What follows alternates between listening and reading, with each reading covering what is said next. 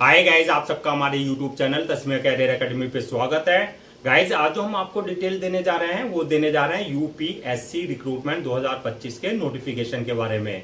UPSC यानी कि union public service commission ने ग्रुप ए और ग्रुप बी की 493 वैकेंसीज के लिए अपना नोटिफिकेशन जारी किया है। अगर आप भी इन वैकेंसीज के लिए अप्लाई करना चाहते हैं तो गाइज ये वीडियो आपके लिए बहुत ज्यादा इंपॉर्टेंट है, क्योंकि इस वीडियो में हमने पूरा डिटेल में बताया है कि क्या मिनिमम क्वालिफिकेशन मांगी गई है, क्या आपका सिलेक्शन प्रोसेस रहेगा, लास्ट डेट अप्लाई करने की कब है और ऑनलाइन जाकर के कैसे आपको रजिस्ट्रेशन और फॉर्मेलिटीज पूरी करनी होगी। तो गाइस पूरा वीडियो देखेगा और साथ ही साथ में हमारे इस यूट्यूब चैनल को सब्सक्राइब कर लें, लाइक करें और ज्यादा से ज्यादा शेयर करें। तो गाइस सबसे पहले बात करते हैं इनकी ऑफिशियल वेबसाइट की। इनकी जो ऑफिशियल वेबसाइट है वो है www.upsc.gov.in, जहां पर आपको इनका फुल नोटिफिकेशन मिल जाएगा। दूसरी जो इनका पोर्टल है www.upsconline.gov.in, जहां पर जाकर के आपको रजिस्ट्रेशन और फॉर्मेलिटीज पूरी करनी होगी। रिक्रूटमेंट अथॉरिटी जो रहेगी आपकी यूपीएससी रहेगी, यानी कि यूनियन पब्लिक सर्विस कमीशन के थ्रू जो है आपकी जो है भर्ती की जाएगी। पोस्ट नेम की अगर बात करें तो ये आपकी ग्रुप ए और ग्रुप बी की आपकी वैकेंसीज रहेगी, जिसमें जो है आपकी साइंटिफिक ऑफिसर्स की, डाटा प्रोसेसिंग असिस्टेंट की, टेक्निकल ऑफिसर्स की, ड्रग्स इंस्पेक्टर की, असिस्टेंट कंट्रोलर की, लॉ ऑफिसर्स की, इसके अलावा जो है अदर्स कई सारे डिपार्टमेंट में जो है अलग अलग पोस्ट के लिए जो है आपकी वैकेंसीज रखी गई हैं। ये आपकी परमानेंट यानी कि रेगुलर जॉब्स रहेंगी। जेंडर की अगर बात करें तो मेल एंड फीमेल यानी कि man and women both can apply for these vacancies. Total vacancies जो है 493 वैकेंसीज के लिए नोटिफिकेशन जारी किया गया है। जॉब लोकेशन की अगर बात करें तो आपका सिलेक्शन होने के बाद जो है ऑल ओवर इंडिया कहीं भी आपकी पोस्टिंग दी जा सकती है। अप्लाई मोड की अगर बात करें तो आपका ऑनलाइन रहेगा, ऑफलाइन किसी भी तरह का कोई कम्युनिकेशन या कॉरेस्पॉन्डेंस नहीं किया जाएगा। रजिस्ट्रेशन जो स्टार्ट हो गए हैं वो 24 मई 2025 से रजिस्ट्रेशन स्टार्ट हो गए हैं और लास्ट डेट जो है रजिस्ट्रेशन की यानी कि अप्लाई करने की वो है 12 जून 2025। तो 24 मई 2025 से लेकर के 12 जून 2025 के बीच में जो है आपको इनकी ऑफिशियल पोर्टल पर जाकर के अपना रजिस्ट्रेशन और फॉर्मेलिटीज पूरी कर लेनी है। अब बात करते हैं रिटर्न एग्जाम डेट की। अगर इसमें रिटर्न एग्जाम कंडक्ट किया जाता है तो ये पहले तो कमीशन का, यूपीएससी का अपना डिस्क्रिप्शन होगा कि वो या तो शॉर्ट लिस्टिंग के बाद जो है जो कैंडिडेट शॉर्ट लिस्टेड किए जाएंगे डायरेक्ट इंटरव्यू के लिए कॉल कर सकते हैं या फिर रिक्रूटमेंट टेस्ट भी ले सकते हैं।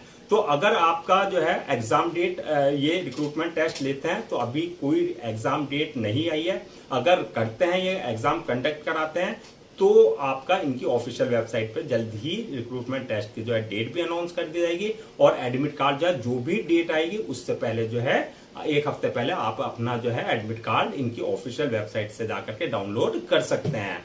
नेक्स्ट बात करते हैं कि आपकी एप्लीकेशन फीस क्या रखी गई है। तो एप्लीकेशन फीस की अगर हम बात करें तो आप अगर जनरल, ओबीसी या ईडब्ल्यूएस इस कैटेगरी में अगर आप आते हैं तो आपके लिए एप्लीकेशन फीस 25 रुपए रखी गई है और अगर आप एससी, एसटी, फिजिकल हैंडीकैप या फीमेल इस कैटेगरी में है तो आपके लिए एप्लीकेशन फीस नील यानी कि एग्जेम्प्टेड रखा गया है। आपको किसी तरह की कोई एप्लीकेशन फीस देने की जरूरत नहीं है।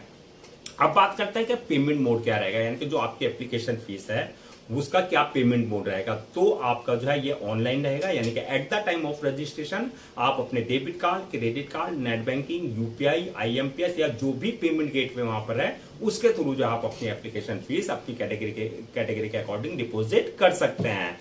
नेक्स्ट बात करते हैं कि आपका एलिजिबिलिटी क्राइटेरिया क्या मांगा गया है, यानी कि क्या आपकी एजुकेशनल क्वालिफिकेशन मांगी गई है। तो ये आपकी पोस्ट वाइज वरीज करेगी, यानी कि जैसी पोस्ट के लिए आप अप्लाई करोगे उसी के अकॉर्डिंग आपकी एजुकेशनल बैकग्राउंड मांगी गई है, यानी कि आपकी डिग्री मांगी गई है।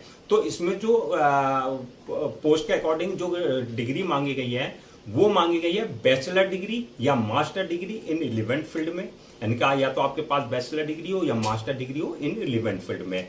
दूसरा, या तो बैचलर डिग्री या मास्टर डिग्री इन इंजीनियरिंग, यानी कि इंजीनियरिंग में जो है आपके पास जो है बैचलर डिग्री यानी कि बीटेक या बी या एमटेक या एमई या एमसीए इस टाइप की डिग्री जो है आपके पास रिलेवेंट स्पेशलाइजेशन यानी कि ब्रांच में आपके पास होनी चाहिए। इसके अलावा जो है आपका जैसे इंजीनियरिंग डिग्री है, आपका मेडिकल डिग्री है, मेडिकल वाले फील्ड की जॉब के लिए लॉ की डिग्री, अगर आप लॉ ऑफिसर्स की पोस्ट के लिए अप्लाई कर रहे हैं, इसके अलावा जो है जैसे आपका बीटेक हुआ, बीई हुआ, एमटेक हुआ, एमई हुआ, एमबीए हुआ, एमसीए हुआ, एमबीबीएस हुआ, लॉ की डिग्री हुई, तो ये एमएससी हुआ, आपका एमए इन रिलेवेंट फील्ड में हुआ। तो मतलब जिस पोस्ट के लिए आप अप्लाई कर रहे हैं उसी के अकॉर्डिंग आपकी जो है क्वालिफिकेशन मांगी गई है, plus experience in relevant field में आपके पास होना चाहिए। तो ये आपका जो है क्वालिफिकेशन मांगी गई है। अब बात करते हैं कि आपकी एज लिमिट क्या रखी गई है। तो एज लिमिट की अगर बात करें हम, तो ये भी आपकी पोस्ट वाइज वेरीज करेगी, यानी कि मिनिमम जो है आपकी 30 साल और मैक्सिमम 50 साल रखी गई है। 30 और 50 के बीच में अगर आपकी एज है तो आप जो है इन वैकेंसीज के लिए अप्लाई कर सकते हैं। एज रिलैक्सेशन की अगर बात करें तो as per government rules and regulation जो रिजर्व कैटेगरीज वाले हैं उनको जो एज रिलैक्सेशन दिया जाता है वो प्रॉपर एज रिलैक्सेशन दिया जाएगा। तो यहां पर एक इंपॉर्टेंट बात यह है कि आप जिस पोस्ट के लिए अप्लाई कर रहे हैं तो पहले उसका क्राइटेरिया देख लें कि आप फुलफिल कर रहे हैं या नहीं कर रहे हैं। तो जो भी आपकी एजुकेशन वो है, जो भी आपकी डिग्री है, उसी के अकॉर्डिंग जो है आप उसी पोस्ट के लिए अप्लाई कर सकते हैं। अब बात करते हैं कि आपका सिलेक्शन प्रोसेस क्या रहेगा। तो सिलेक्शन प्रोसेस की अगर बात करें तो मल्टीपल स्टेजेस रहेंगी जो आपको क्लियर करनी होगी। तो फर्स्ट स्टेज जो होगी आपकी शॉर्ट लिस्टिंग की होगी, यानी कि कैंडिडेट्स को शॉर्ट लिस्टेड किया जाएगा।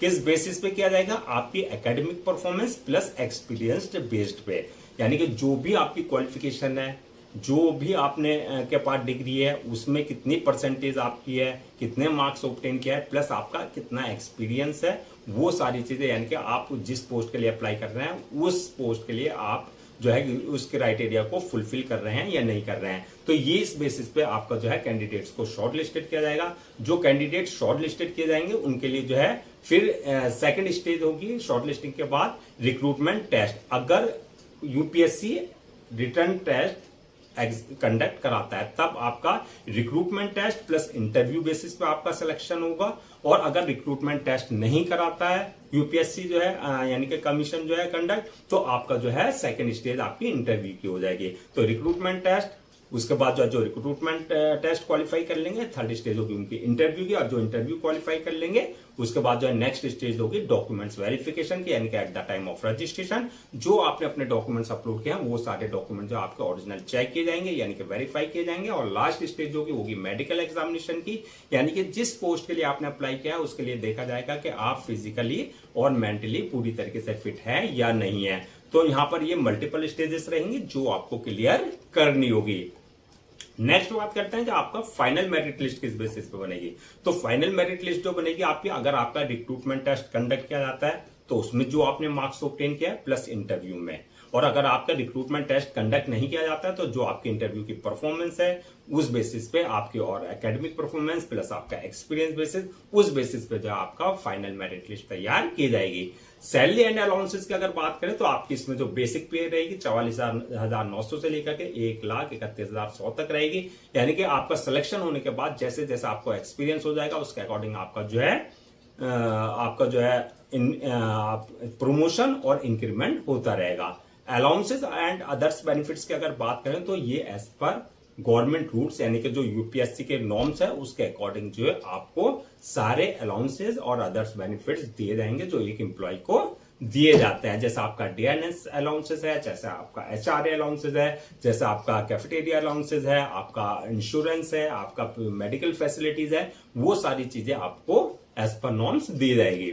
अब बात करते हैं अप्लाई करने से पहले क्या आपके पास जो है डॉक्यूमेंट्स आपको रेडी रखना है। तो डॉक्यूमेंट्स की अगर बात करें तो सबसे पहले जो आपके एकेडमिक सर्टिफिकेट्स है, चाहे वो 10th की मार्कशीट, 12th की मार्कशीट, सर्टिफिकेट, इसके बाद जो आपका बैचलर डिग्री या मास्टर डिग्री, चाहे वो आपकी प्रोफेशनल डिग्री है या आपने सिंपल मास्टर डिग्री कर रखी है, तो वो चाहे आपने सेमेस्टर वाइज के है चाहे वो आपने ईयर वाइज के है, वो सारे डॉक्यूमेंट जो आपको पहले से स्कैन कॉपी करा करके रखने हैं। इसके अलावा जो आपका जो एक्सपीरियंस सर्टिफिकेट है, आपके पास कंसर्न अथॉरिटी और कंसर्न डिपार्टमेंट से आपके पास एक्सपीरियंस लेटर होना चाहिए। बर्थ सर्टिफिकेट यानी कि 10th की मार्कशीट में अगर डेट ऑफ बर्थ अगर मेंशन नहीं है तो बर्थ सर्टिफिकेट आपके पास कंसर्न अथॉरिटी से होना चाहिए। इसी तरीके से आपका कास्ट सर्टिफिकेट, यानी कि अगर आप SC ST OBC का किसी तरह का कोई रिजर्वेशन ले रहे हैं तो कास्ट सर्टिफिकेट आपके पास कंसर्न अथॉरिटी से होना चाहिए।